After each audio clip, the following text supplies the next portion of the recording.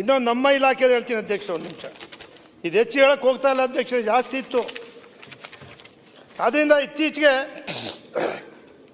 ರೈತರುಗಳು 50-50 ರೇಷಿಯೋನಲ್ಲಿ ಎಲ್ಲ ಕಡೆ ಗೃಹ ಮಂಡಳಿಯೂ ಕೂಡ ನಿವೇಶನಗಳನ್ನು ಸೂರ್ಯನಗರ ಬಡಾವಣೆ ನೋಡಿದ್ರಿ ಎಷ್ಟು ಸುಂದರ ಬಂದಿದೆ ಅಂತೇಳಿ.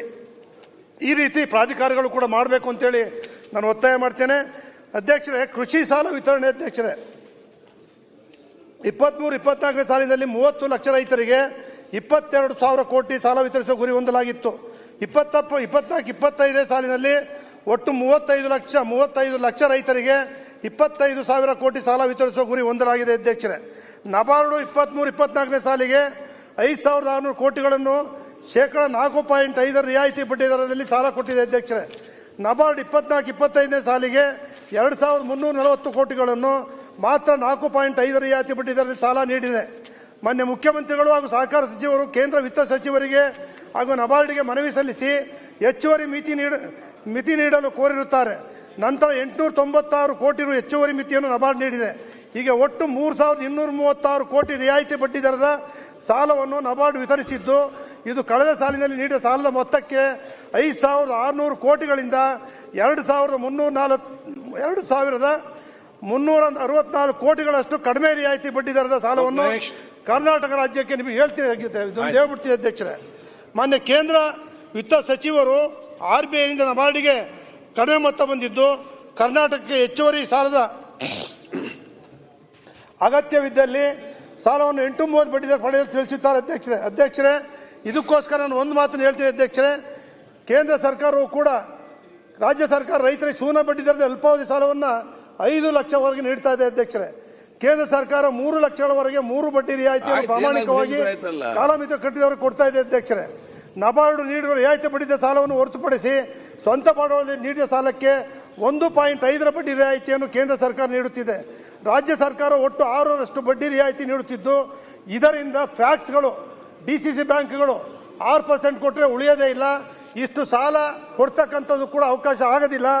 ಅದರಿಂದ ರಾಜ್ಯ ಸರ್ಕಾರವು 35 ಲಕ್ಷ ರೈತರಿಗೆ ಸಾಲ ನೀಡುವ ಗುರಿ ಹೊಂದಿದ್ದು, ನಬಾರ್ಡ್ನಿಂದ ಅಲ್ಪಾವಧಿ, ಮಧ್ಯಮಾವಧಿ ಮತ್ತು ದೀರ್ಘಾವಧಿ ಸಾಲಕ್ಕೆ ಒಟ್ಟು 4,500 ಕೋಟಿಗಳಷ್ಟು ಮಾತ್ರ ಸಾಲ ದೊರಕುತ್ತಿದ್ದು, ಉಳಿದ ಮೊತ್ತವನ್ನು ಫ್ಯಾಕ್ಸ್, ಅಪೆಕ್ಸ್ ಮತ್ತು ಡಿಸಿ ಬ್ಯಾಂಕ್ಗಳು ಸಾರ್ವಜನಿಕ ಸಂಸ್ಥೆ ಠೇವಣಿಯಲ್ಲಿ ನೀಡಬೇಕಾದ ಅನಿವಾರ್ಯತೆ ಒದಗಿದೆ.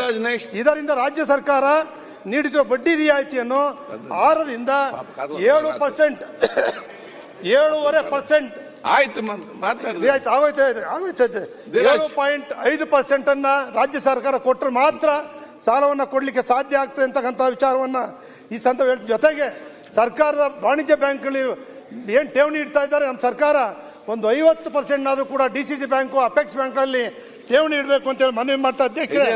ಇನ್ನೊಂದೇ ಒಂದು ಅಧ್ಯಕ್ಷರೇ ಮುಗಿಸ್ಬಿಡ್ತೀನಿ, 2 ನಿಮಿಷ ಅಧ್ಯಕ್ಷರೇ.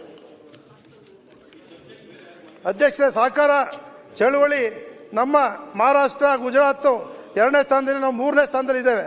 46,000 ಸಹಕಾರ ಸಂಘಗಳಿದ್ದು ಅಧ್ಯಕ್ಷರೇ. 2,62 ಕೋಟಿ ಸದಸ್ಯತ್ವ ಇದೆ. 100ರಷ್ಟು ಗ್ರಾಮಗಳು ಸಹಕಾರ ಸಂಘಗಳ ವ್ಯಾಪ್ತಿಗೆ ಒಳಪಟ್ಟಿದೆ.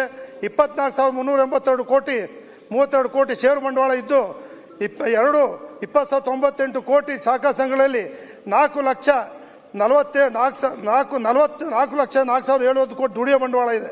1,66,801 ಕೋಟಿ ಠೇವಣಿ ಇದೆ ಅಧ್ಯಕ್ಷರೇ. ಇಲ್ಲಿ ನಮ್ಮ ಮಹಾಮಂಡಲದಲ್ಲಿ 30 ಜಿಲ್ಲಾ ಸಹಕಾರಿ 8 ಸಹಕಾರಿ ಕೇಂದ್ರ, ತರಬೇತಿ ಕೇಂದ್ರ ಇದ್ದಾವೆ. ಪ್ರತಿ ವರ್ಷ 50,000 ಜನಕ್ಕೆ ತರಬೇತಿ ನೀಡ್ತಾ ಇದೆ. ಇಲ್ಲಿ ಏನಾಗಬೇಕು ಅಂತ ಹೇಳಿದ್ರೆ ಅಧ್ಯಕ್ಷರೇ, ನಾನು ಒಂದೇ ಮಾತು ಕೇಳ್ತಕ್ಕಂಥದ್ದು, ರಾಜ್ಯದಲ್ಲಿನ ಸಹಕಾರ ಸಂಘಗಳಲ್ಲಿ ಅಂದಾಜು 1,50,000 ಅಧಿಕಾರಿಗಳು, ಸಿಬ್ಬಂದಿ ಕಾರ್ಯನಿರ್ವಹಿಸ್ತಾ ಇದ್ದಾರೆ.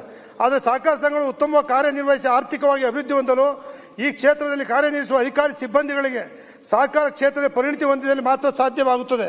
ಆದ್ದರಿಂದ ವೈದ್ಯಕೀಯ ಕ್ಷೇತ್ರದಲ್ಲಿ ಕಾರ್ಯನಿರ್ವಹಿಸಲು ವೈದ್ಯಕೀಯ ಪದವಿ, ವಕೀಲರಾಗಿ ಕಾರ್ಯನಿರ್ವಹಿಸಲು ಕಾನೂನು ಪದವಿ, ಇಂಜಿನಿಯರ್ಗಳಿಗೆ ಇಂಜಿನಿಯರಿಂಗ್ ಪದವಿ ಹೀಗೆ ಯಾಕೆ ಕಡ್ಡಾಯವಾಗಿತ್ತು, ಅದೇ ರೀತಿ ಸಹಕಾರ ಕ್ಷೇತ್ರದಲ್ಲಿ ಕಾರ್ಯನಿರ್ವಹಿಸುವ ಸಿಬ್ಬಂದಿಗಳಿಗೆ ಸಹಕಾರಿ ಪದವಿ ಡಿಸಿ ಕೋರ್ಸ್ ಕಡ್ಡಾಯಗೊಳಿಸಿ ಅವರಿಗೆ ಈ ಒಂದು ಸಹಕಾರ ನಿಯಮ 1960 ನಿಯಮ 18ಕ್ಕೆ ಸೂಕ್ತ ತಿದ್ದುಪಡಿ ಮಾಡಿ 1960 ನಿಯಮಕ್ಕೆ 18ಕ್ಕೆ ಸೂಕ್ತ ತಿದ್ದುಪಡಿ ತಂದು ಸಂದರ್ಶನಕ್ಕೆ ನಿಗದಿಪಡಿಸಿರುವ 15 ಅಂಕಗಳಲ್ಲಿ ಕನಿಷ್ಠ 3 ಅಂಕಗಳನ್ನು ಮೇಲ್ಕಂಡ ಸಹಕಾರ ಕ್ಷೇತ್ರದಲ್ಲಿ ಕೆಲಸ ಮಾಡ್ತಕ್ಕಂಥವ್ರಿಗೆ ಅವಕಾಶ ಮಾಡಿಕೊಡ್ಬೇಕು ಅಂತೇಳಿ ಸರ್ಕಾರವನ್ನು ಒತ್ತಾಯ ಮಾಡಿಸಿ ನನ್ನ ಮಾತನ್ನು ಮುಗಿಸ್ತೇನೆ.